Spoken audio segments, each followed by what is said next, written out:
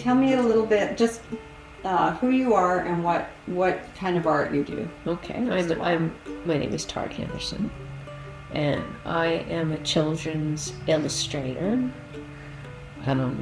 I have a variety of styles. I do internal illustrations for young adult fiction. So what does that mean, internal illustrations? Okay. So, this is a middle grade book. It doesn't have a lot of text. They have short. So I did all the little. Yeah.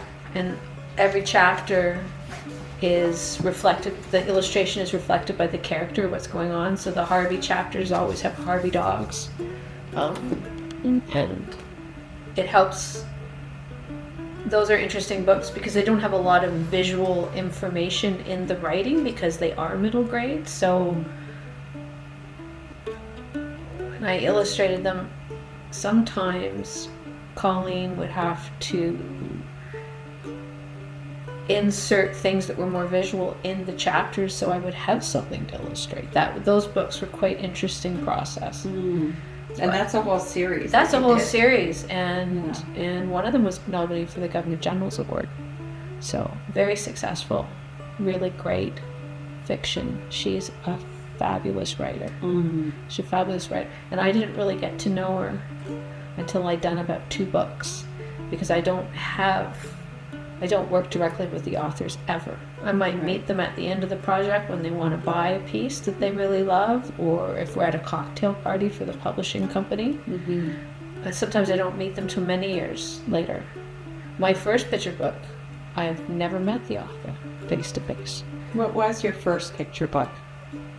My first picture book was that stripy cat. This one. Snoring Smiley. It's Henry. That's it there. Yeah. And how long ago was that? I have to think about that. I can't remember. Let's see. You've been doing this for a while, I think. Almost right? 25 years now, I think. Yeah, it's been a while. So this wasn't my first book, but this was my first picture book. Where's the CIP page? Okay, let's see. When did it come out? I can't tell. 2007. Okay. But I began before that. Yeah. Yeah. So it's a while ago. Yeah. So you mentioned that something changed for you when you moved here in terms of your ability to work and be creative. I was able to slow down. Yeah. And focus on being an artist. And, put the shoe on the other foot and make books rather than sell other people's beautiful work. It took me a while. When I got out of college, I didn't know who I was because I did so many different kinds of art, studying illustration at the Ontario College of Art. And I kind of had a little bit of an identity crisis. I didn't want to draw for a while. It was almost too much. And it took a while to go back and to find what it was that I loved about making art. And I did a lot of painting, a lot of personal painting, and I started going back and redeveloping the style that I had in high school, believe it or not. And started doing things with whimsy and things that were fun and not so serious. And I made a lot of art and sold it on Etsy for a while. And just honed my craft for a bit. And I was offered some novel covers, and I did a few novel covers for Fitzhenry and Whiteside. And then I sent Sharon Fitzhenry an invoice, and I decorated it with my ballet cats. And she took one look at the invoice and she said, "We gotta give this girl a cat book. She needs to do a picture book now." And that was how I got my first book. It was sending her samples all over the invoice.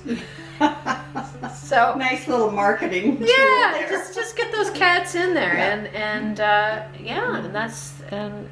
at the time that's what I was drawing, and that's how it sort of really got going.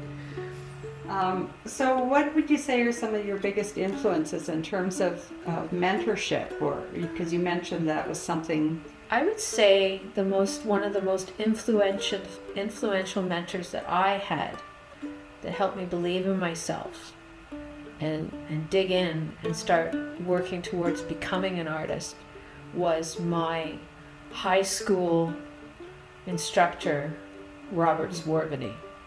And he was my teacher for all the way through high school, but I took three courses with him all the way through. I started in grade 10, we went to grade 12, and he was really a brilliant teacher because he fostered my art. He never told me what to draw. He gave me opportunities to experiment, and he made me try different medias. And he was the only instructor I ever had that made me draw children's content for books. So he understood my need for that. Mm-hmm. And he really gave me opportunities to work on it. And he never told me how to draw anything. He never even told me how to use a pencil. But he would tell me when I did something great, and he would encourage me. Mm. And he taught me how to meet a deadline too, and the process. So he taught me the process of illustration, all the steps that you have to go through. And when I'm struggling with a book, and I'm in my studio, and I'm trying to make it work, I go, oh, Mr. Z, what would he say right now? Because he's not with us anymore. But he's with me.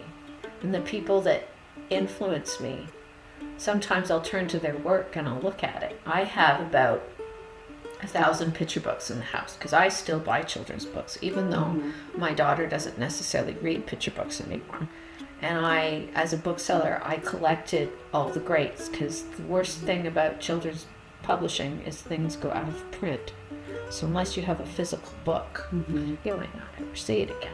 So You mentioned the word whimsy, which I love. I love that word. okay. When you're working, you're under pressure. You're under time constraints, I assume, and Yes. all Yes. that sort of thing. Deadlines. How do you keep yourself buoyant through it, or moving forward? Well, believe it or not, for me, the biggest thing about being buoyant is who you're working with. So if you're working with someone who's telling you what to draw, you're not going to be buoyant. You're going to get creatively constipated. That's what I call it. Okay. I know, we'll rephrase that a bit. 'Cause No, that's not it. that works. You freeze up. Your brain freezes. You can't draw. So a lot of my buoyancy and my whimsy is reflected by that beautiful relationship I have with my publisher. She knows how to foster creativity. She knows how to sort of steer the project without putting constraints on the creativity. And I don't know what it is about a deadline, but a deadline for me makes things happen. When I have a deadline, things get done. Magic happens. I need deadlines. I'm a person who needs structure when I draw. I need a goal. And I find sometimes when the deadline is really tight and I'm coming up to it, that's when everything starts to click. It's really bizarre. I'll never understand it. But so the whimsy, so everything is very planned and collaborative. What I do isn't whimsical, but I always try to inject whimsy and looseness into my style, because that's what appeals to kids. And it's really interesting because the books I grew up with, a lot of the books in the 80s, children's books were very photorealistic. Yes. And we've really come away from that now. It's really gone a little bit different. And that's hard to do. It's hard to be loose. It's because when you're nervous and the project's tight, illustrators will have a natural ability to freeze up and things get tight.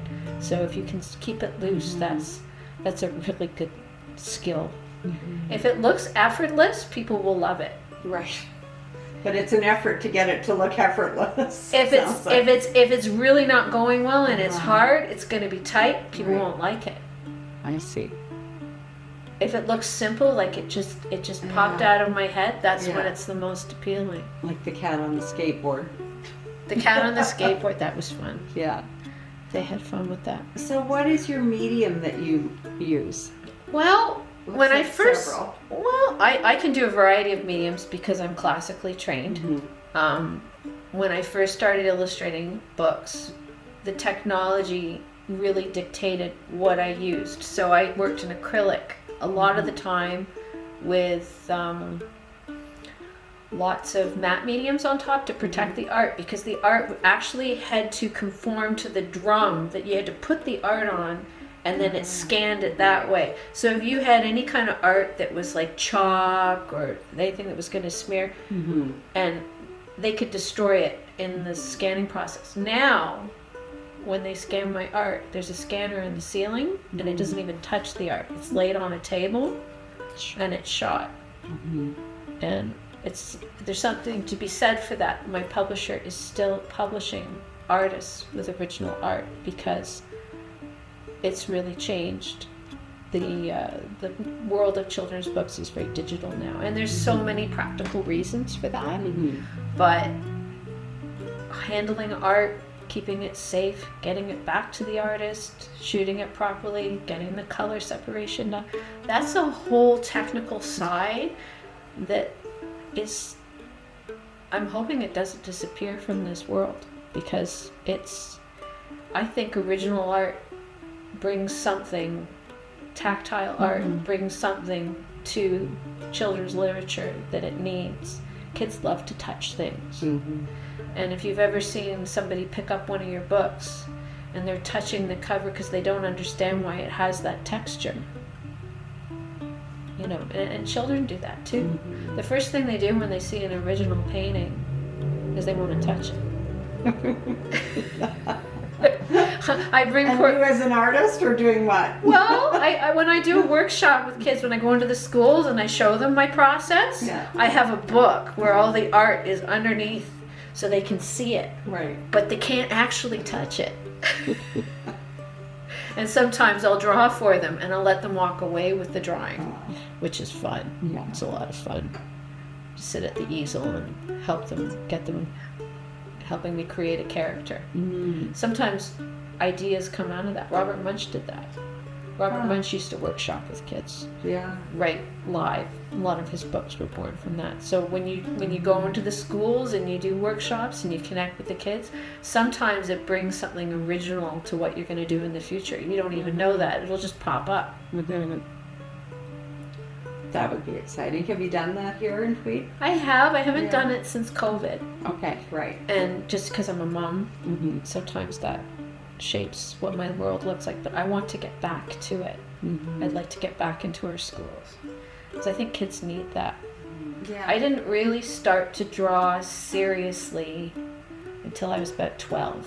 That's when I started to take art classes and formally train. I was a dancer when I was young. So I was a dancer first. Mm. And then when that wasn't going to work out, because I had duck feet, I started to look around and see what else was important to me. And the first thing was books. Yeah. That's so interesting, though, because I wonder if dance has informed any of your work. Oh, totally. Yeah. It does, because if you Because it look must up, live in you still. well, it does. It comes out when I'm drawing my characters, when I make them move across the page. Mm-hmm. Movement is something I like to try to put into my art. It's challenging sometimes to do that.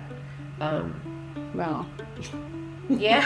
you've done it. Everyone's moving. Yeah. What does your studio look like? My studio is a tiny little space.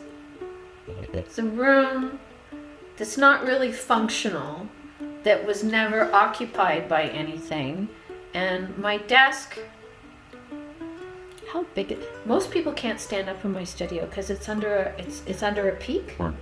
And my bench, my husband built my bench so it's small enough so it fits. I sit at my desk with a board with my drawing balanced on my legs. That's how I work. I almost work like I'm doing figure drawing. Mhm. And then I have a cork board in front of me that has all my reference tacked up, and I have all these ideas, and everything's sort of where I can grab it.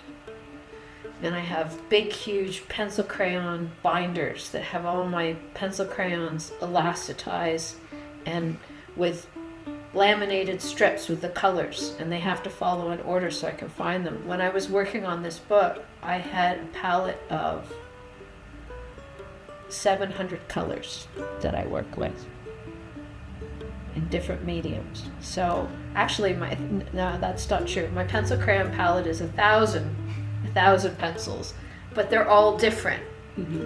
So if you were to give advice to someone who's 12, loves your books and says, I'd like to do this. Mentor. Find a mentor that's in the industry that understands it. Somebody who is a professional illustrator. Somebody who understands the relationship of working with a publishing house, what is required. Just do your research. Do lots of it. You know, keep going with it and follow it. Be passionate.